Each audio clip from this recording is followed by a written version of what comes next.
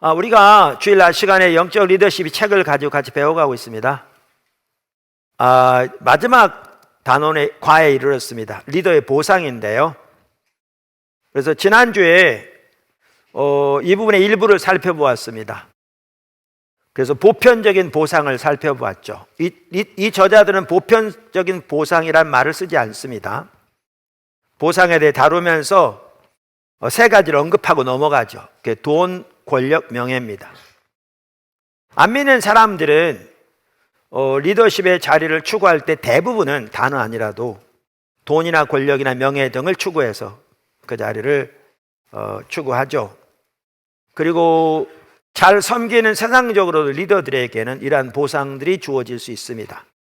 더 나아가 영적 리더들에게도 이러한 보상들이 주어질 수 있습니다.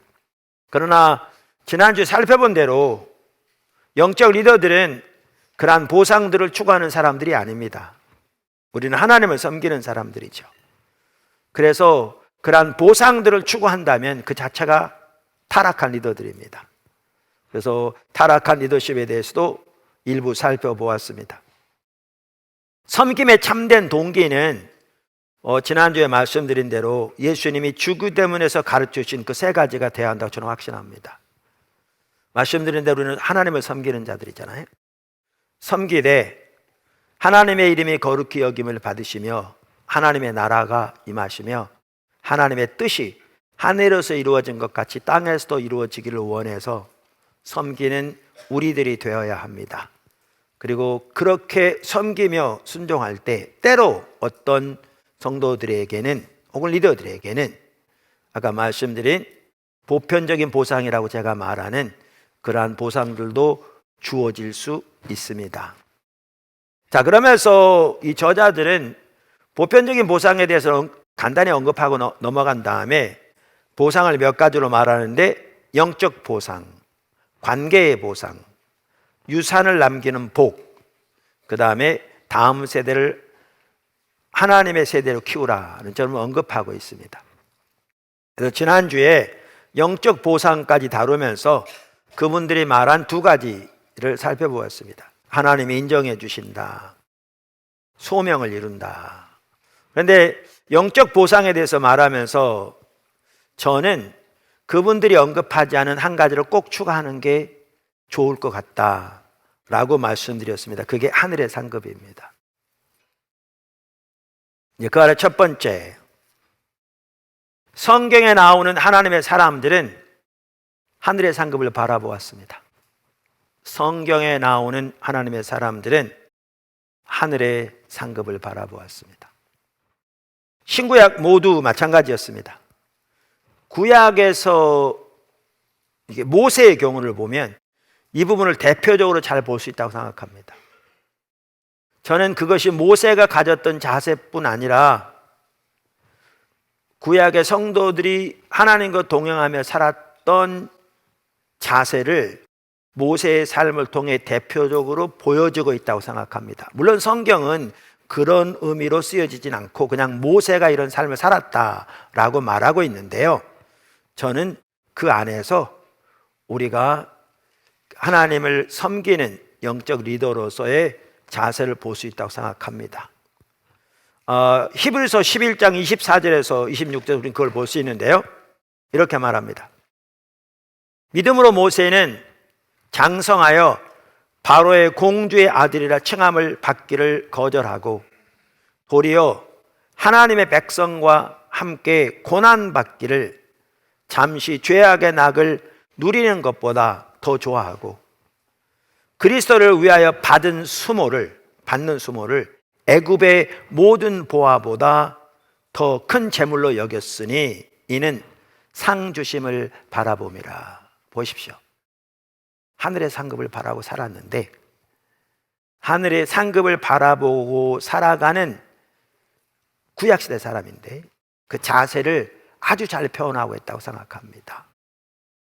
신약의 바울도 마찬가지였습니다. 오늘 본문에서 그걸 볼 수가 있고요. 우리가 여러 번 살펴보았습니다마는 에베소 6장 16절 이하에 보면 사도 바울이 에베소 교회에 편지하면서 그 에베소 교회를 위한 기도가 나오거든요. 내가 기도할 때 기억하며 너희로 말미암아 감사하기를 그치지 아니하고. 우리 주 예수 그리스도의 하나님 영광의 아버지께서 지혜와 계시의 영을 너희에게 주사 하나님을 알게 하시고 너희 마음의 눈을 밝히사 그의 부르심의 소망이 무엇이며 성도 안에서 그 기업의 영광의 풍성함이 무엇이며 그의 힘의 위력으로 역사하심을 따라 믿는 우리에게 베푸신 능력의 지극히 크심이 어떠한 것을 너희로 알게 하시기를 구하노라. 여러 번 나눴지만 에베소 외곽에는 고대 7대 불가사의 중에 하나라고 말하는 아데미 신전이 있었다고 그랬잖아요. 지금까지 발굴된 아데미 신전만 하더라도 근동아시아 지역에 몇십 개가 있었다고. 근데 그 중에서 에베소 외곽에 있는 그 신전은 고대 7대 불가사의 중에 하나라고 표현할 만큼 웅장한 것이었죠. 에베소 전체가 그 우상 숭배를 섬겼고요. 어떻게 보면 에베소의 산업이 그 우상 숭배하고도 밀접하게 관련돼 있었고요. 그 도시는 신을 섬기는 사람들이, 순례객들이 1년 내내 그 도시를 방문했고 그것이 그 도시 경제에 엄청난 이득을 가져온 그러한 상황이었죠. 그것에서 사도 바울을 통해 복음이 증거되고 교회가 세워지고 이제 믿은 지 얼마 안 된 교회, 그러한 영적인 분위기 가운데 살아가는 성도, 그들을 위해 기도한 내용이 이 내용이거든요. 그러면서 무엇을 위해서 기도했는가? 하나님께서 지혜와 계시의 영을 너에게 주셔서 하나님을 알게 해주시기를 구한다. 이 말은 하나님을 단순히 지적으로 교리적으로 아는 걸 말하는 게 아니라 하나님에 관한 올바른 성경적인 지식이 기초가 될지 몰라도 그 토대 위에서 지혜와 계시의 영 성령을 통해 우리의 마음 눈이 열림으로 그 하나님의 성품을 더 친밀하게 아는 것을 말하죠. 그분의 의도를, 그분의 목적을 더 친밀하게 아는 걸 말하죠. 하나님을 알게 해주시기를 원하고 하나님께서 너의 마음 눈을 열어 하나님께서 너에게 주신 이러이러한 은혜들을 너희로 알게 해주시기를 원한다. 그러면서 하나님이 주신 은혜 중에 하나를 뭘 언급하냐 하면 오늘날 하나님의 백성들과 함께 하신 하나님의 능력이 얼마나 큰 것인가를 너희가 알게 되기를 원한다. 이렇게 말합니다. 그래서 사도 바울은 그들과 함께하는, 다시 말하면 오늘날로 말하면 오늘날 우리와 함께하는 그 뜻이겠죠. 그 하나님의 능력이 얼마나 큰 것인가를 설명하기 위해 그가 동원할 수 있는 온갖 강력한 단어들은 다 동원합니다. 19절, 그의 힘의 위력으로 역사하심을 따라 믿는 우리에게 베푸신 능력의 지극히 크심이 어떠한 것을 너희로 알게 하시기를 원하노라. 이렇게 자기가 동원할 수 있는 모든 그 강한 단어들을 다 동원했지만 성도들과 함께하는 하나님의 능력의 크심을 다 표현할 수 없어서 예를 듭니다. 그 능력에 대한. 그게 20절부터 나오죠. 그의 능력이, 이거 잘못된 번역입니다. 개역 한글 성경이 맞습니다. 그 능력이, 관계대명사, 그 능력이. 그러니까 원래 성도들과 함께 하신 그 능력이, 동일한 능력이 그리스도 예수 안에서 역사하사 죽은 자들 가운데서 살리시며 다시 살리시며 하늘에서 자기 오른편에 앉히사 모든 통치와 권세와 능력과 주권과 이 세상뿐 아니라 오는 세상을 일컫는 모든 이름 위에 뛰어나게 하시고 또 만물을 그의 발 아래 복종하게 하시고 그를 만물 위에 교회의 머리로 삼으셨느니라. 그러니까 성도들에게 하나님께서 성령을 통해 그들의 마음 눈을 열으사 그들과 함께 하시는 하나님의 능력이 얼마나 큰 것인가를 그들로 깨닫게 해달라고 하나님께 기도하는데 표현할 길이 없어 온갖 강한 단어는 다 사용했지만 예를 들기를 동일한 능력이 예수님 안에서 역사하셔서 죽은 지 사흘 만에 부활시키셔서 하나님 보좌 우편에 앉히실 뿐만 아니라 영적인 세계 모든 천사와 사탄의 세계에 다 포함되는데 사탄과 그의 쫄개들이 타락한 천사들이니까 그 세계와도 그 무엇과도 비교도 안 될 만큼 높은 하나님의 보좌에 앉히시고 그 모든 만물을 그 발 아래 복종케 하신 그 능력이 지금 너희와 함께한다. 너희가 마음눈이 열려 그것을 깨닫기를 원한다. 근데 사도 바울은 빌립보서 동일한 옥중 서신인데 그때까지도 예수님을 알기 원하고 그 부활의 능력을 알기를 원하여 추구하며 달려간다, 이렇게 말합니다. 삶에서 경험적으로 실제적으로 그 능력을 알기를 추구한다, 이렇게 말합니다. 두 번째, 성경은 하늘을 소망하며 혹은 하늘나라를 소망하며 살아가라고 말합니다. 성경은 우리에게 하늘나라를 소망하며 살아가라고 말합니다. 사실 제가 이 부분을 좀 더 상세하게 살펴보려면요, 좀 더 전반적으로 많은 구절들을 살펴보면서 상세하게 살펴봐야 되는데요, 그러려면 한 타임 가지고는 부족할 것이고, 근데 저는 여기서 그거를 살펴보기보다 지금 영적 리더십을 다루면서 리더의 보상에 대해서 말하면서 영적 보상을 말하는데 그 한 핵심으로 하늘의 상급을 나누기 원해서 그 전반적인 그림만 우리가 볼 수 있도록 그렇게 지금 살펴보고 있습니다. 그래서 두 번째, 성경은 하늘나라를 소망하며 살아가라고 말합니다. 이게 중요한 게요, 이런 것 같더라고요. 우리가 핍박을 받을 때는 더 하늘나라를 소망하며 살아갈 수 있습니다. 그래서 초대교회는 그랬습니다. 그런데 삶이 풍족하고 풍요롭고 안일할 때는 우리는 이거를 망각하기 쉽습니다. 자, 그러면서 성경은 매우 이 부분을 많이 말하는데요, 그 중에 하나가 골로새서 3장 1절입니다.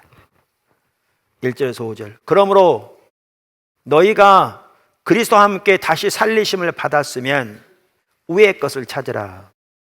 거기는 그리스도께서 하나님 우편에 앉아 계시느니라.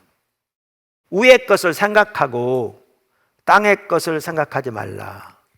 이 말은요, 우리가 이 땅에 살아가면서 땅의 것들은 다 천한 것들이고 위의 것이 소중한 것들이니까 땅의 것들에는 관심을 가지지 말고 위의 것들에 초점을 맞추고 살아가라, 그 말이 아닙니다. 그건 플라톤적 사고입니다.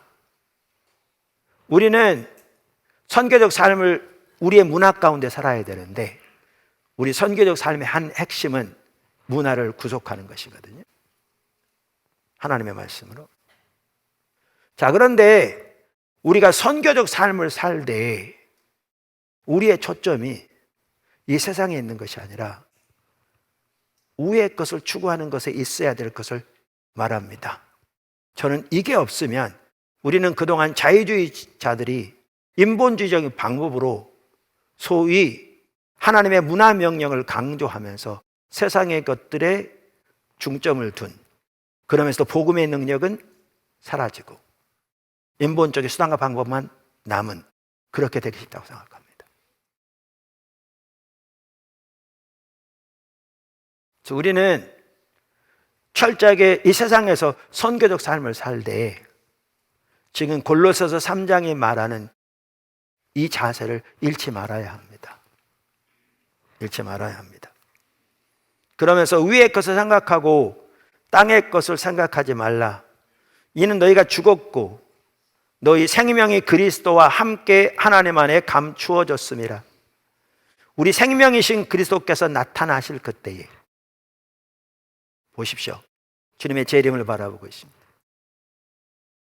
너희도 그와 함께 영광 중에 나타나리라. 그러므로 땅에 있는 지체를 죽이라. 곧 음란과 부정과 사욕과 악한 정욕과 탐심이니 탐심은 우상숭배니라. 우리가 지난주에 살펴봤는데 히브리서 11장에서 구약의 성도들을 쭉 말하면서 마지막 부분에 가면 어떤 사람은 믿음으로 세상을 이기기도 하고 사자의 입을 닫기도 했지만 또 어떤 사람들은 더 큰 상급을 바라보고 기꺼이 고난 가운데서 세상의 위로를 거부했다. 그게 쭉 말하고 난 다음에 바로 이어서 12장 1절에서 이렇게 말합니다. 이러므로 우리에게 구름같이 둘러싼 허다한 증인들이 있으니 모든 무거운 것과 얽매이기 쉬운 죄를 벗어버리고 인내로서 우리 앞에 당한 경주를 하며 믿음의 주요 또 온전케 하시는 이인 예수를 바라보자. 그는 그 앞에 있는 기쁨을 위하여 십자가를 참으사 부끄러움을 개의치 아니하시더니 하나님 보좌 우편에 앉으셨느니라. 여기도 하늘의 상급이 언급되어 있습니다. 이와 같이 성경은 우리에게 하늘의 상급을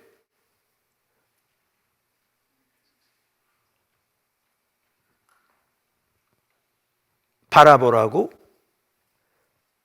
또 하늘나라를 소망하며 살아가라고 말하고 있습니다. 세 번째, 성경은 하늘의 상급을 반복적으로 약속하고 있습니다. 우리가 십자가 복음의 삶을 살고 그것이 선교적 삶의 열매를 맺되 초대교회가 살았던 삶으로 그 삶을 살아야 하는데요.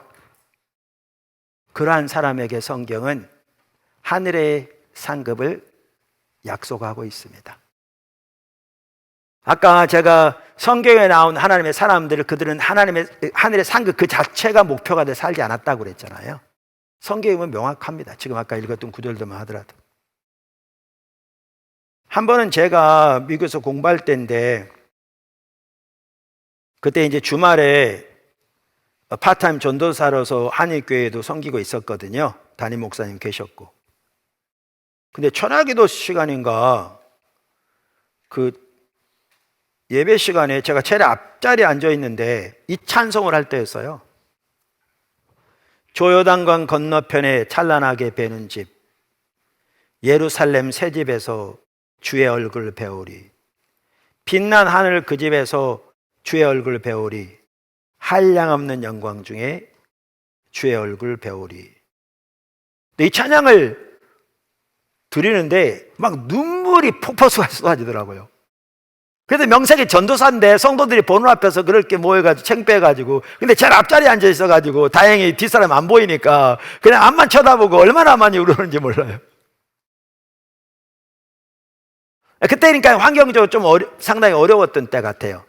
뭐 우리 이제 공부하고 미국에서 공부하고 온 우리 스태프들도 여러 있습니다만 뭐 안 그런 분도 있겠지만 대부분은 그랬는데 우리 같은 경우 사는 자체가 전쟁이었거든요. 집에서는 어떠한 도움도 없었고요. 부부가 살아가면서 애를 키운 것만으로 정말 기적내지는 전쟁인데 때로는 정말 그 돈도 아껴서 일부는 한국에 보내야 되는 이러한 상황. 근데 그러한 상황 가운데서 어려운데 이 찬양을 부를 때 그 소망이 이렇게 보여지는 것 같더라고요. 근데 그때 그거예요.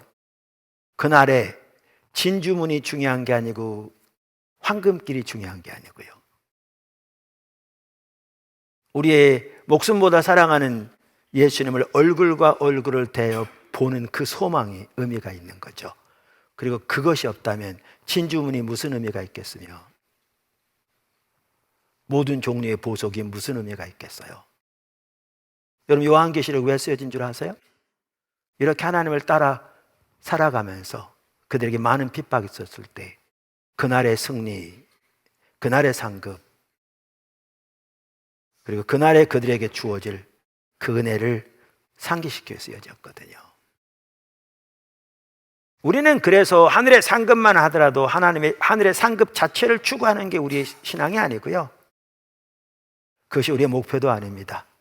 그런데 말씀드린 대로 그렇게 우리가 하나님과 동행하며 또 하나님 계신 곳에 함께 있기를 추구하는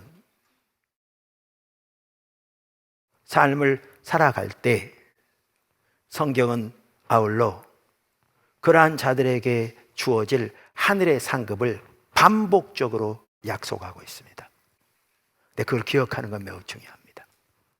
여러분 여기 아주 중요한 게 있습니다. 여러분 잘 들으십시오. 우리의 영원한 생명과 영원한 삶과 그리고 영원한 삶의 질은 오늘날 우리가 살아있는 동안에 결정됩니다. 또한 제자들에게 이르시되 어떤 부자에게 청지기가 있는데 그가 주인의 소유를 낭비한다는 말이 그 주인에게 들린지라. 여기 부자, 예수님을 가리키고 하나님을 가리키죠. 청지기, 우리를 가리킵니다. 우리를 청지기라고 여기 표현하고 있습니다. 명확하게. 그리고 주인의 소유라고 분명하게 되어 있습니다. 성경은 다 똑같습니다. 아까 그 비유나 이 비유나 다 같습니다. 주인이 그를 불러 이르되 내가 네게 대하여 들은 이 말이 어찌 됨이냐. 내가 보던 이 일을 세마라. 청지기 직무를 계속하지 못하리라 하니. 그러니까 이 청지기가 주인의 소유를 낭비하고 허비한다는 소문을 듣고 너 계산해. 어떻게 하고 있는지. 너 이제 그만두게 할 수 있어. 지금 이 말이잖아요. 주인이 그를 하매 3절 청지기가 속으로 이르되 주인이 내 직분을 빼앗으니 내가 무엇을 할까? 땅을 파자니 힘이 없고 빌어먹자니 부끄럽구나. 내가 할 일을 알았도다. 이렇게 하면 직분을 빼앗긴 후에 사람들이 나를 자기 집으로 영접하리라 하고, 직분을 빼앗긴 후에 사람들이 나를 자기 집으로 영접하리라 하고, 주인에게 빚진 자를 일일이 불러다가 먼저 온 자에게 이르되 내가 내 주인에게 얼마나 빚졌느냐. 말하되 기름 100마리니이다. 100말. 이르되 여기 내 증서를 가지고 빨리 앉아 50이라 쓰라 하고, 또 다른 이에게 이르되 너는 얼마를 빚졌느냐. 이르되 밀 100석이니이다. 이르되 여기 내 증서를 가지고 80이라 쓰라 하였는지라. 주인이 이 옳지 않은 청지기가 하는 일을, 청지기가 일을 지혜 있게 하였으므로 칭찬하였으니. 여기 이제 어려운 구절이 이 구절이에요. 여기 보면 옳지 않은 청지기라고 써 있어요. 그런데 그가 일을 지혜 있게 하였으므로 칭찬하였다 써 있어요. 이게 이제 어려운 부분이에요. 이 세대 아들들은 하나님을, 예수님을 안 믿는 자들을 말합니다. 자기 시대에 있어서는 빚의 아들들보다, 이 빚의 아들들은 예수 믿는 자들이죠. 더 지혜로움이니라. 근데 이 지혜는 하늘의 지혜를 말하는 게 아니에요. 야고보서만 하더라도 두 가지 지혜를 말하거든요. 하나는 하늘로부터 난 지혜고요, 다른 하나는 세상으로부터 난 지혜죠. 그럼 여기에 이 지혜는 하늘로부터 온 지혜를 말하는 게 아니에요. 그러면서 내가 너희에게 말하노니 불의의 재물로 친구를 사귀라. 그리하면 그 재물이 없어질 때 그들이 너희를 영주할 처소로 영접하리라. 자, 그러면 이 구절만 딱 가지면 아까 그렇게 불의하게 해서라도 친구를 사귀면 이렇게 될 거라 그 말이잖아요. 근데 여기 영주할 처소가 천국 아니에요. 내가 여태까지 설명한 내용이 맞는지를 뭘 보면 아느냐 하면요, 제가 지금부터 읽을 그 다음 구절을 보면 제가 말한 게 맞는 걸 볼 수 있어요. 예수님이 그거 칭찬하고 있지 않아요. 그게 잘했다는 얘기가 아니에요. 그게 하늘의 지혜란 말은 더욱도 안 해요. 그리고 여기 영주할 처소가 천국이라는 얘기는 전혀 안 해요. 자, 너희가 만일 남의 것에 충성하지 아니하면, 남의 것, 예수님 거잖아요. 주인의 것. 누가 너희의 것을 너희에게 주겠느냐? 예수님 맡기신 것을 가지고 충성할 때 그 나라에서 우리의 것이라고 표현되는, 다른 곳에서는 더 큰 것이라고 표현되는 것이 주어질 것을 말하고 있어요. 아까 보았듯이. 그러면서 보세요. 집 하인이 두 주인을 섬길 수 없나니 혹 이를 미워하고 저를 사랑하거나 혹 이를 중히 여기고 저를 경히 여길 것입니다. 너희는 하나님과 재물을 겸하여 섬길 수 없느니라. 바리새인들은 돈을 좋아하는 사람이라 이 모든 걸 듣고 비웃거늘. 여기 지혜 있는 자요, 세상의 지혜예요. 자세히 보시죠. 그리고 그가 잘했다고 전혀 말하고 있잖아요. 주인의 것을 올바로 충성하지 못하면 어떻게 너의 것이 주어지겠느냐. 그래서 우리가 10절에 13절을 보면 확실하게 알 수 있듯이 예수님은 이 비유에서 불의한 청지기를 전혀 칭찬하고 있지 않습니다. 그리고 불의한 청지기가 가지고 있는 지혜는 하나님의 지혜가 아닙니다. 그것은 세상적인 지혜입니다. 야고보 3장 15절. 그러한 지혜에 있어서는 이 세대의 자녀들, 즉 불신자들이, 빛의 자녀들, 하나님의 백성들보다 뛰어납니다. 또한 여기에 그 구절의 영원한 초소도 결국 천국을 의미하는 것이 아닙니다. 만약 그 천국을 의미한다면 성경은 전체가 다시 쓰여져야 할 것입니다. 이 비유에서 예수님은 하나님께서 우리에게 맡겨주신 재물을 가지고 잘못 사용하는 사람은 하나님을 올바로 섬길 수 없다는 사실을 명백하게 지적하고 계십니다. 13절. 그리고 그 비유에 나오는 불의한 청지기의 대표적인 인물은 바리새인들이었습니다. 14절.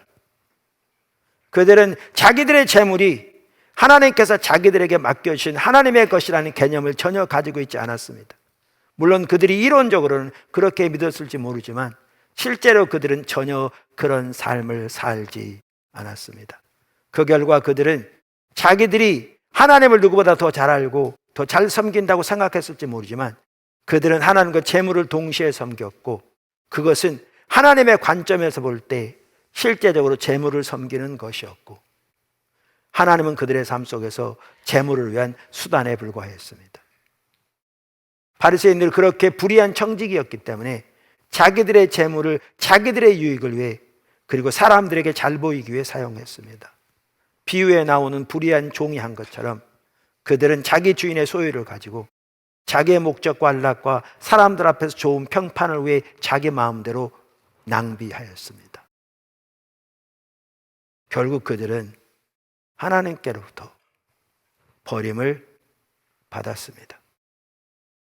우리가 예수님을 따르는 참다운 제자가 되려면 우리의 소유의 주권이 하나님께 실질적으로 드려져야 합니다. 누가복음 14장 33절. 다시 말해서 우리의 재물에 대한 청지기 의식이 우리에게 분명하게 세워져야 합니다. 그래서 비로소 진정한 의미에서 하나님이 혹은 예수님이 우리의 주인이 되실 것입니다.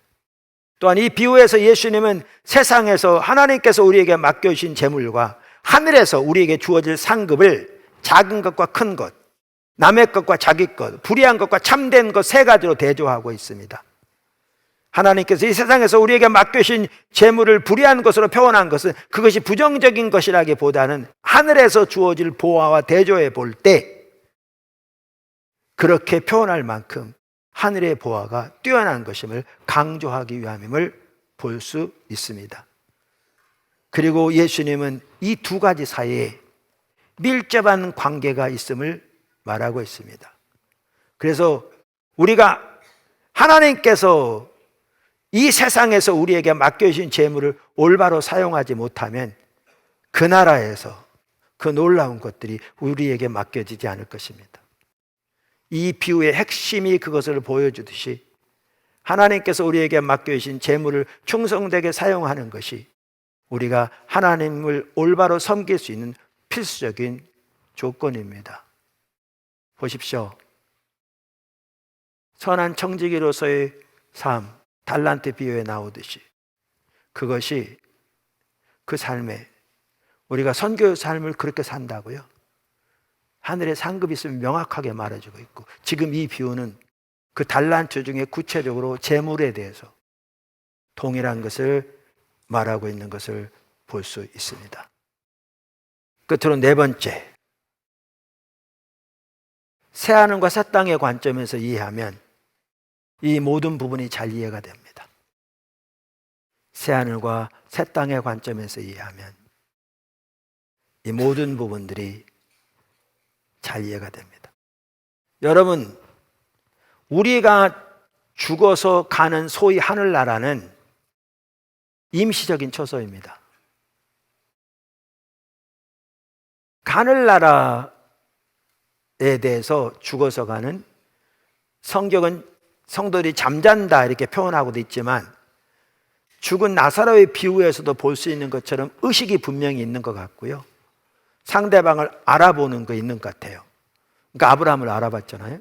뿐만 아니라 예수님이 거기 계십니다.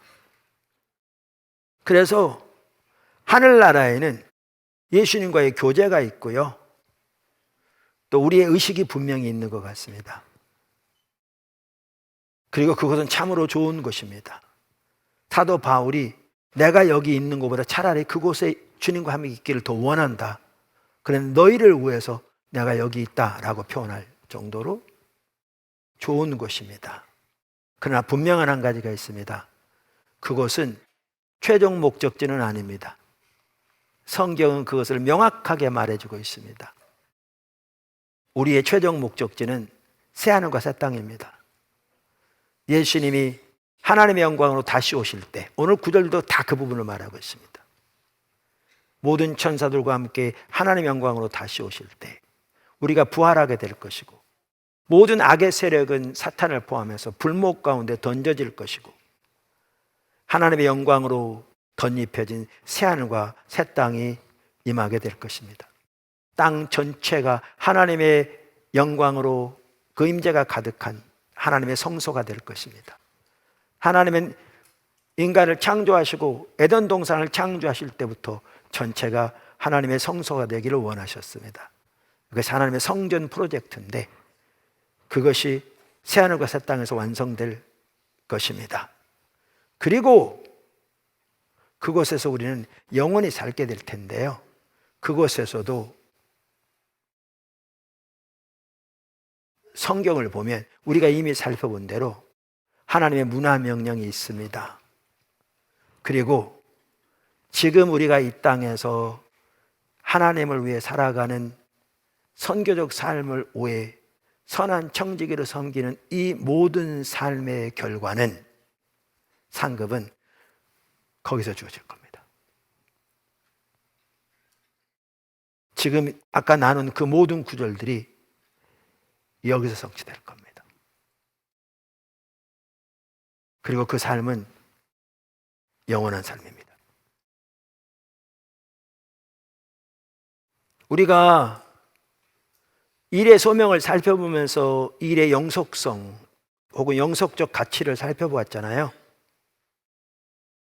우리가 이 땅에서 주님 안에서 성령의 인도를 따라 행한 소중한 일들이 그 새로운 창조 세계에 남아있게 될 것이라 그 말입니다. 성경 여러 곳은 말하고 있습니다.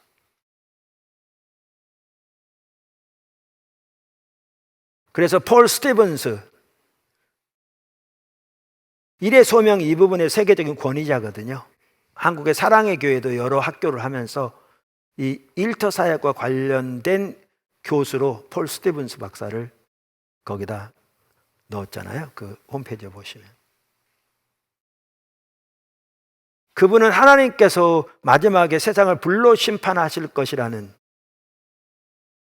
그것을 말하면서 믿음, 소망, 사랑은 항상 있을 것이라, 그것을 심판은 불로 정화되어 악한 것들은 태워지고 선한 것들이 남게 될 것을 의미하잖아요. 그래서 연결하면서 믿음, 소망, 사랑이라는 그 덕목 자체가 영원히 남는다는 말이 아니라, 그건 당연히 영원히 있죠. 이 땅에서 믿음, 소망, 사랑으로 행해진 일들이 그날에 영원히 남을 것을 말한다고 말합니다. 바울이 고린도전서 3장 10절 15절과 13장 13절에서 분명히 밝히듯 그분이 이렇게 말합니다. 영구히 남는 것은 우리의 삶과 동떨어진 믿음, 소망, 사랑이라는 순수 미덕이 아니라 믿음과 소망과 사랑 안에서 수행된 일이다. 마지막에 이르면 불로 인해 믿음, 소망, 사랑 안에서 수행된 일들의 불순물은 타버리고 순전한 모습만 남게 되어 베드로 3장 12절 13절 새하늘과 새 땅의 자리를 잡게 될 것이다. 우리는 새하늘과 새 땅, 요한계시록 21장 1절, 이사야서 60장 22절에서 새 땅에서 새 땅을 너무 쉽게 빠뜨리는 경향이 있다. 심지어 내가 하는 일 가운데 일부도 영구히 남게 되고 나의 상상을 초월해 거기에 자리 잡게 될 것이다. 기업 활동도 죄가 정화된 상태로 영구히 남아 새하늘과 새 땅에서 자기 자리를 차지하게 될 것이다. 무슨 일이 영구히 남느냐는 것은 아주 중요한 문제다. 교회는 전통적으로 오직 영혼과 관련된 일만 남는다고 가르쳐왔다. 그런데 그리스도의 장래는 몸의 부활에 있는 만큼 너희 수고가 주 안에 헛되지 않다는 말씀을 상기할 필요가 있다. 사실 그래서 제 책에 보면요, 다양한 학자들, 톰 라이트라든가 팀 켈러 목사님이라든가 미국 유나이티드 바이블 소사이티에서 나온 성경 해석을 위한 그 핸드북 시리즈라든가 이 전반적으로 동일한 내용을 다양하게 다루고 있는 것을 제 책에 다 정리해 놓았습니다. 지금 제가 시간이 없어서. 저는 이렇게 되면서 성경이 아까 말한 헌금만 하더라도요, 하늘의 보화가 있을 거라고 말했는데, 그리고 아까 말한 대로 더 큰 것을 너에게 줄 거라고 아까 그렇게 대조해서도 말하고 있는데, 그게 저는 비로소 이해될 것 같더라고요. 새하늘과 새 땅을, 그리고 그곳에 있을 이 모든 것들을 이해하면 저는 새하늘과 새 땅에도 비즈니스가 있을 걸 믿습니다. 왜냐하면 성경은 분명하게 문화명령이 계속될 것을 말하고 있거든요. 그래서 성경 구절들, 너희를 위하여 보물을 땅에 쌓아두지 말라. 거기는 좀과 동록이 행하며 도둑이 구멍을 뚫고 도둑질하느니라. 오직 너희를 위하여 보물을 하늘에 쌓아두라. 거기는 좀이나 동록이 해하지 못하며 도둑이 구멍을 뚫지도 못하고 도둑질도 못하느니라. 마태복음 6장 19절 20절. 예수께서 가라사대 내가 온전하고 잘진데 가서 내 소유를 팔아 가난한 자들을 주라. 부자 청년에게 한 말이죠. 그리하면 하늘의 보화가 내게 있으리라. 그리고 와서 나를 쫓으라. 마태복음 19장 21절. 적은 무리여 무서워 말라. 너희 아버지께서 그 나라를 너희에게 주시기를 기뻐하시느니라. 너희 소유를 팔아 구제하여 낡아지지 않는 배낭을 만들라. 곧 하늘에 둔 바 다함이 없는 보물이니 거기는 도둑도 가까이 하는 일이 없고 좀도 먹는 일이 없느니라. 누가복음 12장 32절 33절. 그래서 이 부분을 나누고자 했던 거죠. 우리가 영적 리더로서 이 땅에서 선교적 삶을 살아야 되고, 선교적 삶을 살기 위해 영적 리더로서의 중요한 자세들 여러 가지를 쭉 살펴봤는데, 이 책은 마치면서 그러한 영적 리더들에게 주시는 하나님의 보상을 다루고 있다고요. 그러면 제가 일반적인 보상이라고 말하는, 그건 세상 사람들이 추구하는 바인데, 우리가 그걸 추구하면 타락한 것이지만 신실하게 섬길 때 어떤 사람들에게는 그 보상들이 주어질 수 있습니다. 근데 어떨 때는 전혀 안 주어질 수 있습니다. 구약의 선지자들만 하더라도 우리가 이미 살펴본 대로 그들이 살아있는 동안에 선지자로 인정받은 사람은 아주 드뭅니다. 학계 등 한두 명밖에 없습니다. 그래서 오스왈드 샌더스가 한 말이 그 말이잖아요. 사람들은 하나님의 사람들에게 던진 돌을 가지고 그들이 죽은 후에 그들을 위해 기념배를 쌓는다. 그러나 하나님은 그들의 머리를 들으시고 명예를 회복시키십니다. 이렇게 일반적인 보상만 하더라도 일부 주어질지 모르지만 우리의 목표는, 섬김의 동기는 그게 아닐 때 그것이 주어지더라도 올바로 쓰여질 수가 있는 거죠. 근데 그게 목표가 되어지면 타락한 리더십이고요. 그러면서 보상을 다루는데 영적인 보상을 다루되, 우리가 이미 살펴본 지난주에 그런 부분이 있지만 제가 보기에는 이 부분이 꼭 나눠지는 게 좋겠더라고요. 하늘의 보상이 있습니다. 그리고 구약의 사람들이건 신약의 사람들이건 그들은 그것이 하나님을 섬기는 목표는 아니었습니다.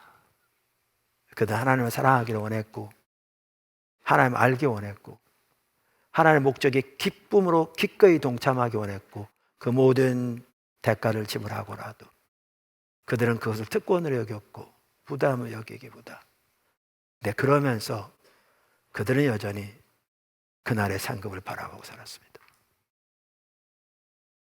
그리고 성경은 그렇게 하라고 말합니다. 그게 우리가 살아야 할 삶입니다. 그게 우리가 선교적 삶을 살아가는 매우 중요한 자세입니다. 꼭 기억하십시오. 영원한 생명과 그 삶의 질은 이 땅에서 결정됩니다.